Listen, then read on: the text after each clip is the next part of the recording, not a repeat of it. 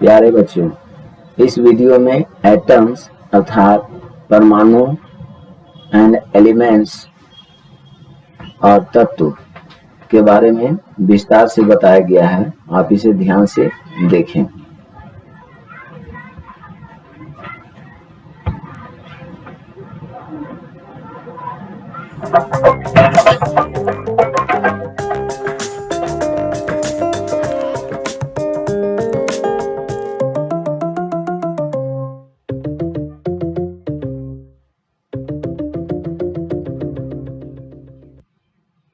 हम जानते हैं कि रसायन शास्त्र भौतिक संसार से संबंधित है।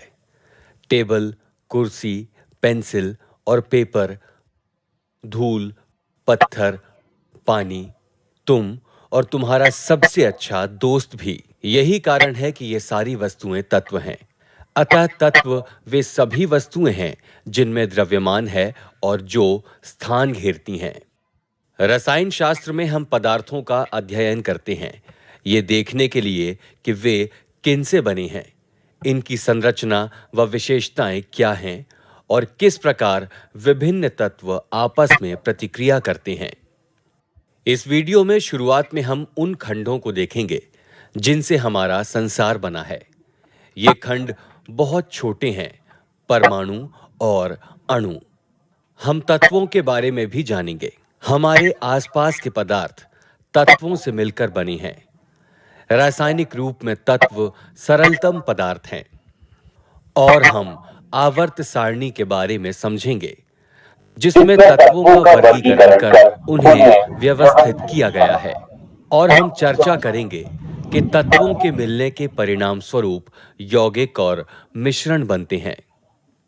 दो या दो से अधिक तत्वों के बीच रासायनिक संयोग से बने नए पदार्थ को यौगिक कहते हैं। दो या दो से अधिक पदार्थों को मिलाने पर मिश्रण बनता है। मिश्रण में से पदार्थों को पृथक किया जा सकता है। और हम रासायनिक अभिक्रियाओं के बारे में भी जानेंगे। हम अपने दैनिक जीवन से संबंधित रासायनिक अभिक्रियाओं के उदाहरणों को भी देख सकते हैं, जैसे कि धातु के दरवाजे पर जंग लगना, मेले में पटाखों का फूटना और नाश्ते में एक तला हुआ अंडा। ये सभी रासायनिक परिवर्तन हैं जिसमें नए पदार्थ बनते हैं। जब ये पाठ समाप्त होगा तब आप दुनिया को अलग नजरिए से देखेंगे। आप माने या ना माने, दुनिया में हमें जो भी वस्तु दिखाई देती है, और ये ब्रह्मांड भी मोटे तौर पर 110 तत्वों से मिलकर बना है। हां, केवल 110 तत्वों से। इन सभी के नाम हैं और इन्हें दो संख्याएं प्रदान की गई हैं, परमाणु क्रमांक एवं परमाणु भार। आप इन्हें आवर्त सारणी में स्पष्ट देख सकते हैं। आवर्त सारणी में तत्वों को कुछ समूहों में वर्गीकृत किया गया है, जिन्हें वर्ग कहते हैं। इन्हें एक विशेष क्रम में रखा गया है, ना कि बिना किसी क्रम के। आवर्त सारणी इतनी महत्वपूर्ण क्यों है?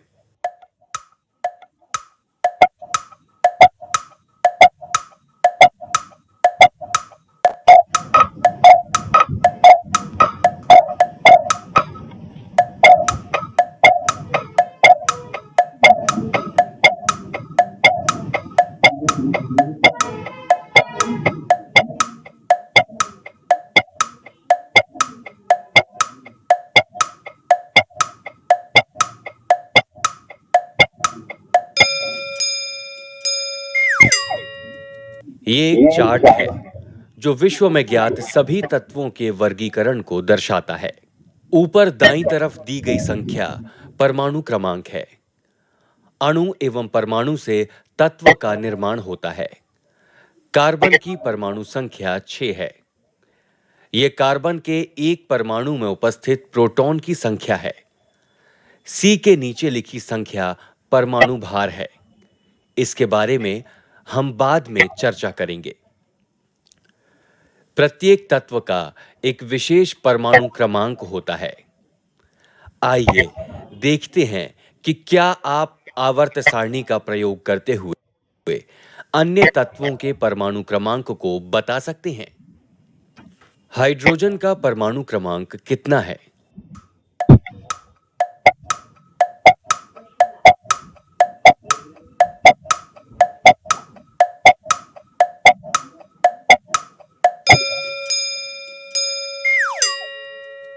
हाइड्रोजन का परमाणु क्रमांक 1 है। हीलियम का परमाणु क्रमांक कितना है?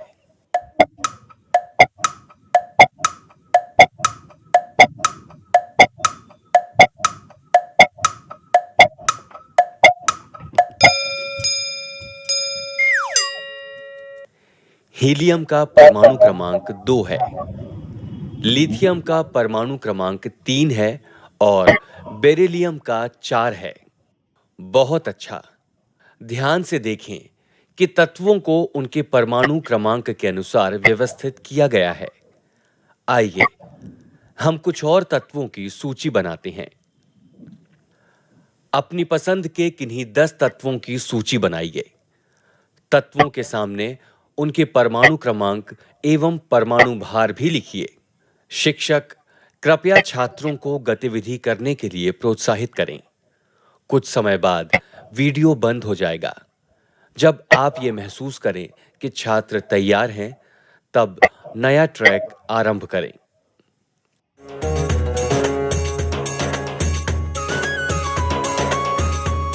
यदि आप अपनी साइकिल को खुले में 1 माह के लिए छोड़ दें और बारिश हो, तो उसकी चेन और हैंडल तथा धातु से बने अन्य भागों पर आप जंग को देख सकते हैं।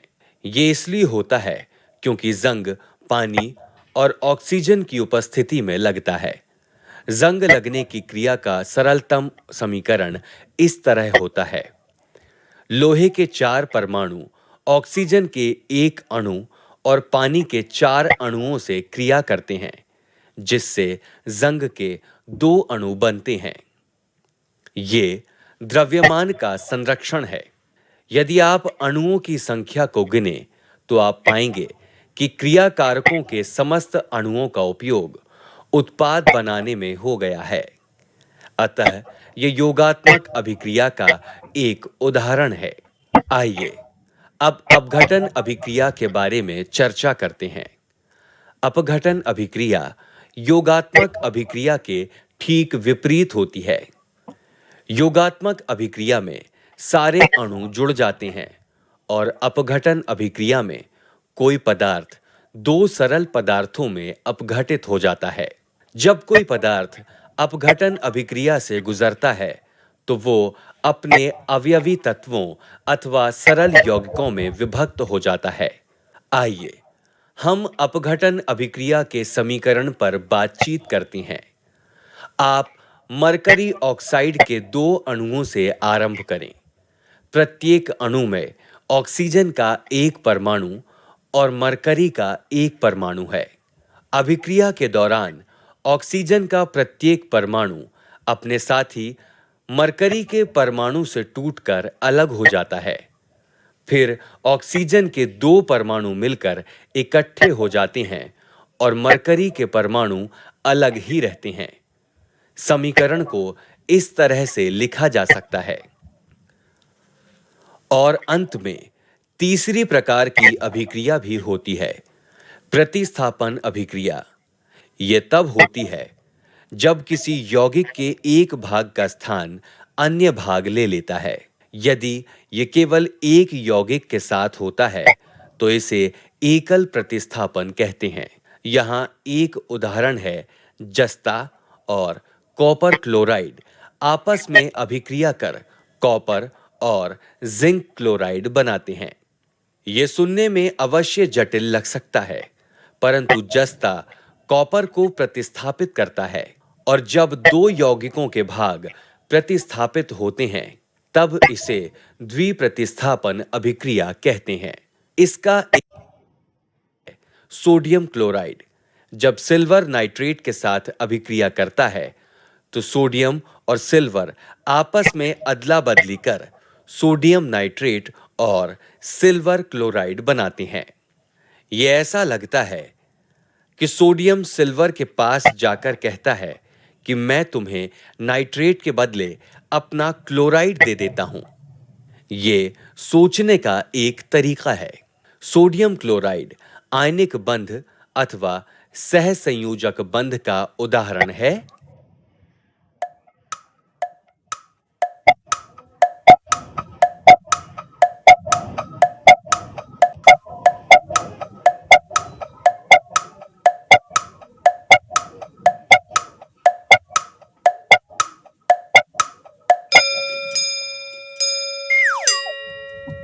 ये आयनिक बंध है क्योंकि ये एक धातु और एक अधातु के बीच बना है। सोडियम क्लोराइड एक एल्कली धातु सोडियम और एक अधातु क्लोरीन से मिलकर बना है। क्लोरीन को सोडियम एक इलेक्ट्रॉन दे देता है, इसलिए ये आवेशित हो जाता है, अतः ये एक आयन है। हमने इस पाठ में काफी चीजों के बारे में बातचीत की। हमने परमाणुओं के बारे में सीखा, जो प्रोटॉन, न्यूट्रॉन एवं इलेक्ट्रॉन से मिलकर बनता है।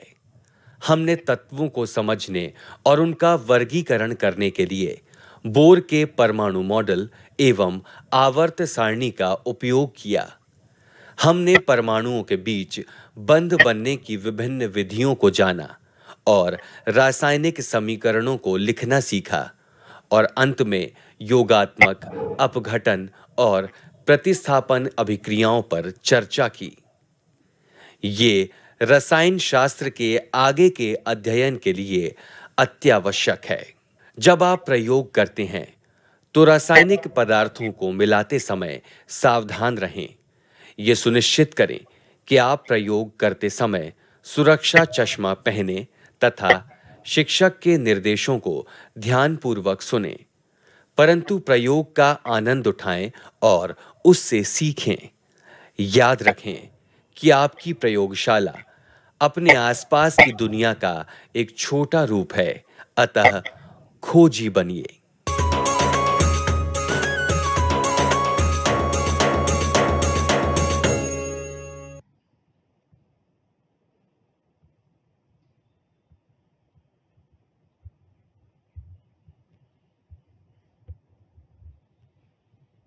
द्रव्यमान कम हो जाता है। ये इसलिए होता है जंग है। कुछ परिस्थितियों में पहले आप ये सोच सकते हैं कि द्रव्यमान परिवर्तित एक नए पदार्थ बनते हैं। इस स्थिति में नया पदार्थ जंग है। कुछ परिस्थिति और नए बंध बनते हैं। क्या आप भौतिक परिवर्तन जैसे कांच का टूटना और रासायनिक परिवर्तन जैसे धातु पर जंग लगने में अंतर जानते हैं? रासायनिक परिवर्तन में हमेशा एक या अधिक नए पदार्थ बनते हैं। इस स्थिति में नया पदार्थ जंग है।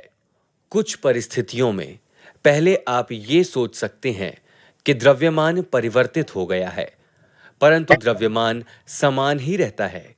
उदाहरण के लिए, यदि आप सिरके में खाने के सोडे को मिलाएं, तो पहले और बाद के द्रव्यमान को मापने पर आप पाएंगे कि द्रव्यमान कम हो जाता है। ये इसलिए होता है क्योंकि नए बनने वाले उत्पादों में से एक कार्बन डाइऑक्साइड गैस है। इसलिए गैस होने के कारण कुछ उत्पाद हमारी नजरों से बचकर निकल गए। तो जब आप बीकर में जो कुछ है उसे तौलते हैं, तब आप उत्पाद के केवल द्रव भाग को तौल रहे हैं, गैस वाले भाग को नहीं, जो कि बचकर निकल चुका है। ठीक है, परंतु आपको इस अभिक्रिया को किस तरह से करना चाहिए ताकि आप उत्पाद के संपूर्ण द्रव्यमान को तौल सकें? आप सिरके और खाने के सोडे को एक प्लास्टिक के बैग में रख सकते हैं और उन्हें मिलाने के पूर्व बैग को अच्छी तरह से बंद कर सकते हैं ताकि गैस भी बैग के अंदर ही बंद रहे। कुछ रासायनिक अभिक्रियाओं में ऊर्जा की आवश्यकता होती है और कुछ रासायनिक अभिक्रियाओं में ऊर्जा उत्सर्जित होती है। ऊर्जा के उत्सर्जन से विस्फोट हो सकता है। जिन रासायनिक अभिक्रियाओं में ऊर्जा उत्सर्जित होती है अथवा ऊष्माक्षेपी अभिक्रिया के कुछ उदाहरण बताइए।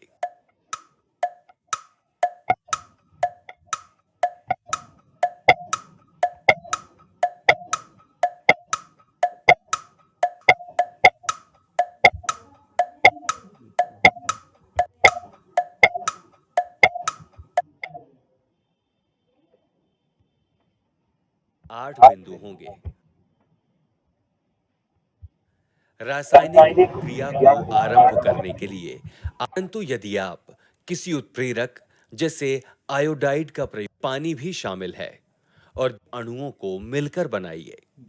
का उपयोग गर्म हवा के गुब्बारे में होता है, विक्रिया हो रही है, जैसा कि बुलबुल बंध बनने से नया अणु बन जाता है। वास्तव में द्रव्यमान में कोई गुणांक हमें बताते हैं कि हमारे पास अणुओं की आसान होता है। इसे अब सोडियम परमाणु के बाहरी कक्ष द्वारा त्यागे गए उस बनाने के लिए परमाणु अन्य तरीके से भी इलेक्ट्रॉन्स का उपयोग कर सकते हैं। एक परमाणु द्वारा एक इलेक्ट्रॉन्स त्यागने और दूसरे परमाणु द्वारा एक इलेक्ट्रॉन्स ग्रहण करने के स्थान पर कुछ परमाणु इलेक्ट्रॉन की साझेदारी करना अधिक पसंद